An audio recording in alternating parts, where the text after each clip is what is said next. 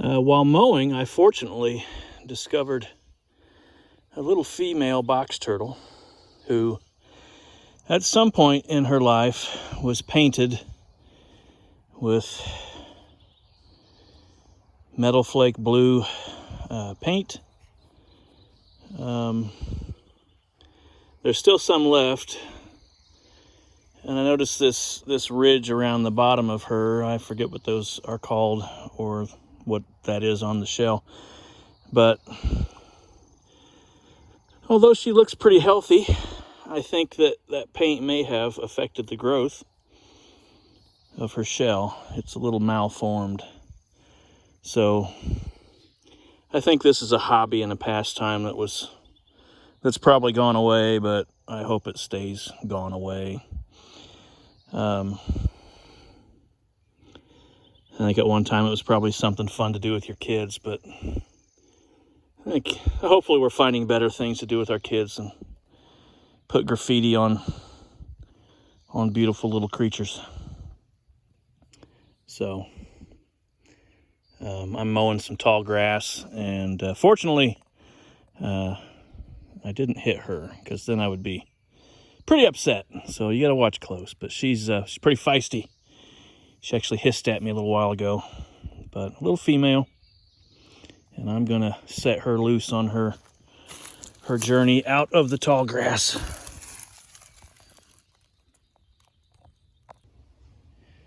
How's it going, y'all? Yeah, I can't get more than 2 days out of a week here where I am, where it's not pouring down rain. And by pouring down rain, I mean like a whole frickin' inch of rain. So I'm trying to keep a forward momentum and do other things when I can't be milling timbers for the house or doing that kind of stuff, because it's just too sloppy and muddy. So I thought I'd do this video because I recently acquired, through Facebook Marketplace, a bell saw 9103. Yeah, 9103. This is a planer. Best part is it's 220 volt planer and shaper. So there's this planing head back there. It'll do a 12-inch board, or in the on the cutters, you can also do custom shaped blades where you can mill tongue and groove, or you can mill chair rail or that kind of stuff. And this will mainly be for doing decking or flooring or cabinetry or that kind of stuff. So all those 12-inch boards that I've, not 12-inch, all of the slabs that I've been pulling off those logs, getting beams, will so here you can see the cutters. Let me back up. So all those slabs I've been pulling off, those big logs, most of them are coming out at 10 inches or 6 inches or 8 inches. Those will be great for flooring or cabinetry or decking for the house, for the roof, that kind of stuff. So I've been looking for one of these. My cousin Kip sent me the post, and I went and picked this up. $300, which is a great deal for something like this. And I actually kind of prefer these old tools out of the 50s and 60s and 70s because they were American made. And as you can see, there's chains and gears, and there's no plastic. And yeah, just well built cast iron frame. This will be great, but I need to make it mobile, and I need to make sure it all works. So I've already changed out the plug here So I need to replace all this cable because it's failing, just dry rotting. It's been a while, but I want to fire this off and make sure it works.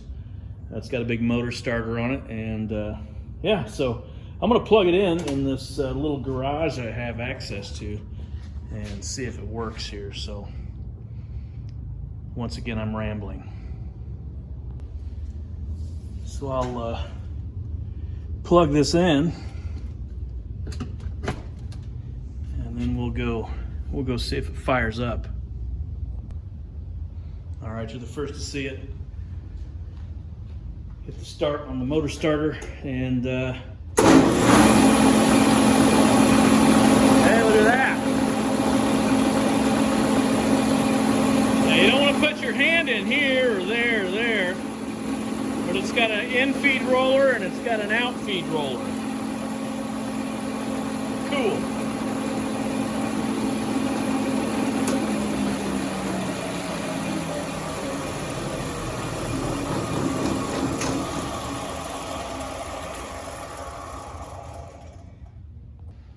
It's got a large 5-horse motor and two belts on the shiv there. This is pretty cool. So I'm going to clean this up, and I'll probably change the belts. I got some wiring to do, but the main thing I want to do is get all of the grit and dust and stuff off there. Clean it up, make sure it works. I need to get rid of these casters and put it on some kind of sled. I'll be probably dragging it around with the excavator until I get some shelter for it. But yeah, I'll take you through this process. Forgot to mention, it is single phase, so you don't need any weird stuff.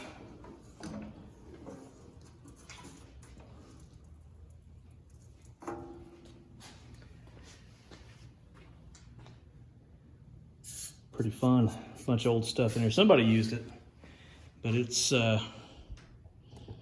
pretty grubby, as you can see. So I got some simple green and some degreaser, and I'm just gonna hose it down and see what all I need to replace.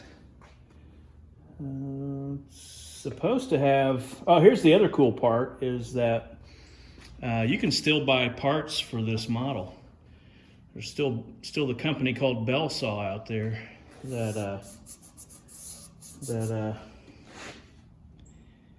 makes all these parts, and you can get everything. You can get cutters, you can get gears, you can get bushings, you can get bearings, you can get chain, all that stuff. So, and it's right here in America.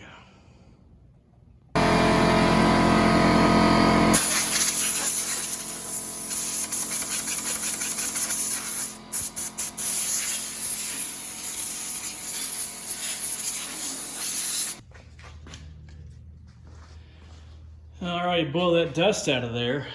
I hit it with some degreaser too. Key to woodworking equipment is to use the old dry lube. So when you put this on wet, it'll dry. So that keeps you from attracting dust. If that makes sense. And I'm just going to spray that liberally on any of the moving parts.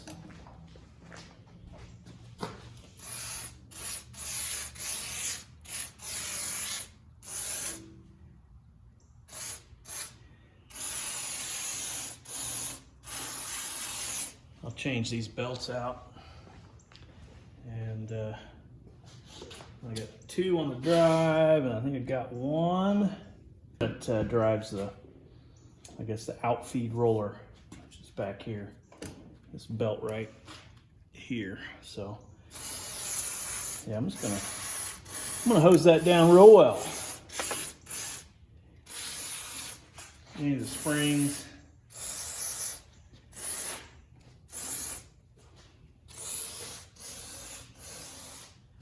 The mast shafts. Anything that's geared.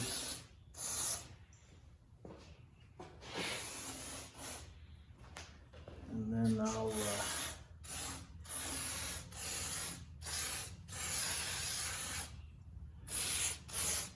fire this dude up and let it go.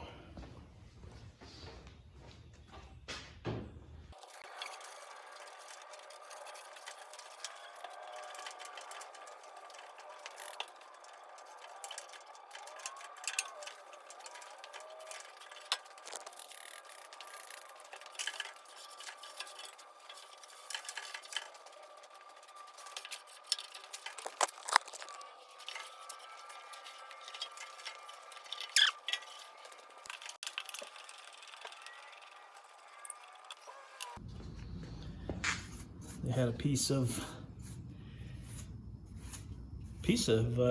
clear oak in here that was pretty nice, but over the years in a garage it had deformed a bit, and I don't want that. It's a little hunkered up in the inside there. But anyway, still cleaning and figuring some things out. I'm just happy it works. It's the second weekend of Seattle type weather for southern Indiana, so I'm trapped in a garage and working on this planer, and I'm gonna set it up for the next old man that inherits it. So I got some new belts and some new cable to fix this old heat damaged stuff. I got a little belt here. I might have to take off some chains here, but that's pretty simple with this feature. And then 2 drive belts. So, and I think I might move this starter over to the side over here. Anyway, that's what I'm doing. It's not the most exciting video, but then again, I don't make a lot of exciting videos. But I got something to do to keep my mind at ease and not be frustrated. I have relocated the motor starter to the side. The previous owner had it mounted horizontally on top. And just so some of you people out there that are working with electronics or installing panels or things like that, you don't want to mount a panel on a flat surface or tabletop horizontally, because essentially what that makes is a nice pocket or a bowl or a cup to collect debris and get into all these giblets and whatnot. There was quite a bit of dust in there, as you can see. Electronics attract dust, static electricity and whatnot. Yeah, you don't want those installed horizontally. You want those installed on a flat vertical surface. So there you go. This is some like 16 gauge sheet metal, the way it used to be done. So that was it's a good challenge. Running those sheet metal screws in there, 4 of them. But mainly it was a challenge because I don't have any sharp drill bits anymore. And that's all I'm going to bitch about that. Another thing, previous owner had the line voltage coming in here at the top, which is good, and then he had the load voltage coming in at the bottom, which is good. But what would be great is if your line and your load on this piece of equipment was coming out the bottom for wire management. So I'll probably take the line. I can't fit them both through that box fitting, and the available box fitting over here is too large, and I don't have a LB fitting for the sides. So I'll probably go ahead and pull it out of the top, which I don't like to do, but I also don't want to go to the hardware store. So I'll pull that out, run it down here, and maybe do a half strap there to kind of hold it in place. And you don't want it whipping around out there on your flat surface, and you don't want it getting in here into the giblets. So that's what I'll do, because both paths need to go down to the motor and then out to whatever you're connecting it to. So that's that. Rule of thumb when you're landing conductors, what I like to do is I've got a neutral that's gonna land somewhere along this side, and you don't want your connections to be under tension. So what I generally do is I'll take my conductor I'm going to do, and I'll run it to the far side of the box if I'm coming in the bottom, and vice versa, bottom of the box to the top here. So you want a little bit of that insulation coming up through, because your clamp up here, that box fitting will actually clamp that insulation, but you want the insulation to protrude maybe a 1/4 inch past the top of that box fitting and the bottom of that box fitting. So run it up there, and then I just generally put my thumb where I'm gonna make a cut, and then I'll cut that insulation. Now when you're cutting that outer insulation, you don't want to go hardcore with your knife. I generally just score it, because you don't want to cut the conductors below it, and then I'll just twist it, and that'll generally peel away, and then you can shuck that dude. But I may have to run a slit up the middle of it there. Sometimes there's all kinds of different cable, but sometimes you can cut a little short and then take a conductor and pull down that sheeting once you've scored a line. Sometimes you can get away with that fiber. It's actually pretty strong. It's what they use to separate the cables when they're wrapping it. So I've scored that insulation down to that, and then take that and just work that open. And there you go. So now I got my conductors free, and cut that fiber cord out of there. And go from there. And just lightly score that and peel it out. Next information, which is a good practice, you always want to land your load side first. You don't ever want to land your line side, and a lot of that goes with, with service panel disconnects and stuff. You don't want to be working on the load side and have the line side potentially to go live, because if you're working on that, and by chance, if you didn't lock your shit out, somebody could throw that, and suddenly it's energized down to the load, and then you could die. But it's just a good practice.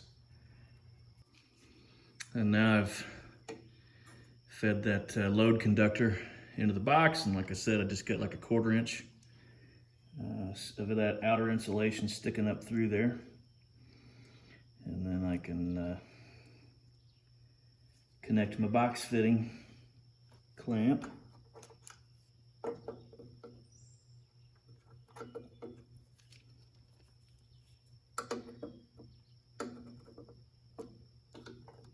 Which is always fun.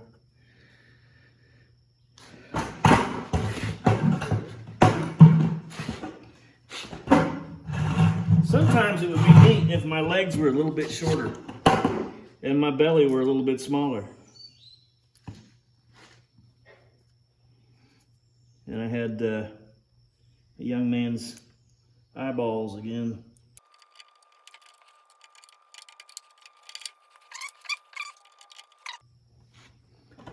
All right, my white's my neutral, and I'm using my black and green as my two hots. So I'm gonna pick this side for my black. Like I said, leave yourself plenty in there, and then I'm gonna shuck off about a 1/2 inch. This cable's a little bigger than my cutters, so there you go. There's that one. This one comes over here.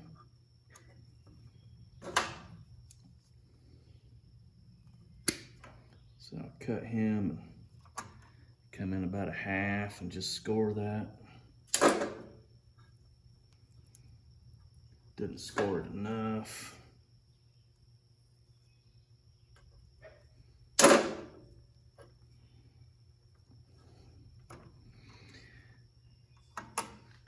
And then you want to twist those conductors to keep them from fraying. And then I got to pick up my screwdriver that rolled off.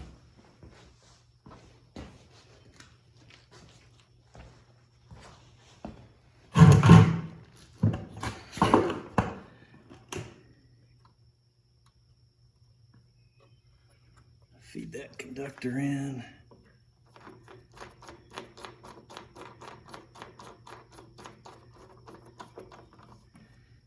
Get him tight.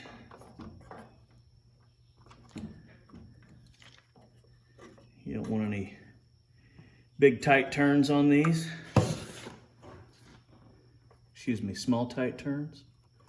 You want some big arcs. Give that cable room to do what it wants to do, but not be messy.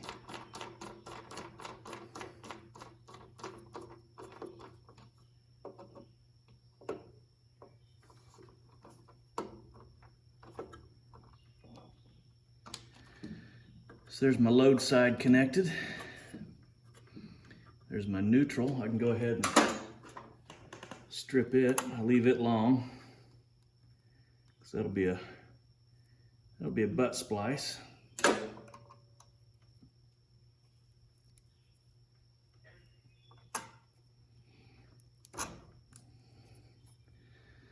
And there's that one. And I'll do the same for the line side. But I won't film that. So there's my starter wired.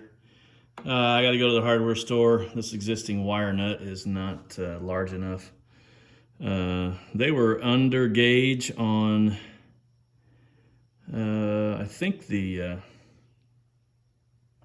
yeah, they were under gauge on the motor, and they had this red wire nut on their neutral. So I forget what the full load amps were. I think 14. I'd have to dig through my phone, and I'm filming with my phone, so double digit full load amps, you know, for startup, and then it's 220, and I put a 20-foot cord on it that goes to a 50 amp breaker, and that math came out to 10 gauge wire. So I got to fix that, but it's enough to at least confirm my wiring, and then there we go. So that's that wire. I got plenty conductor there, and there, and there. Nothing's tight.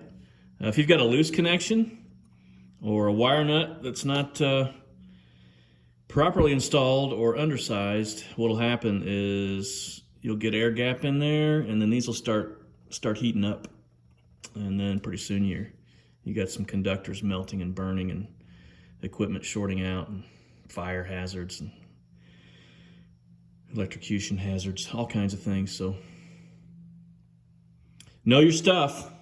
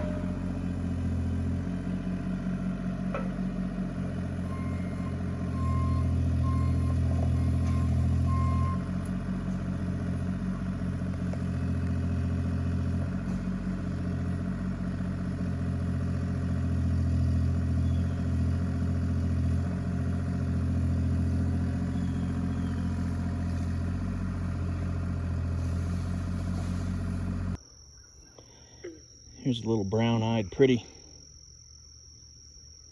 She's got some notches in her shell.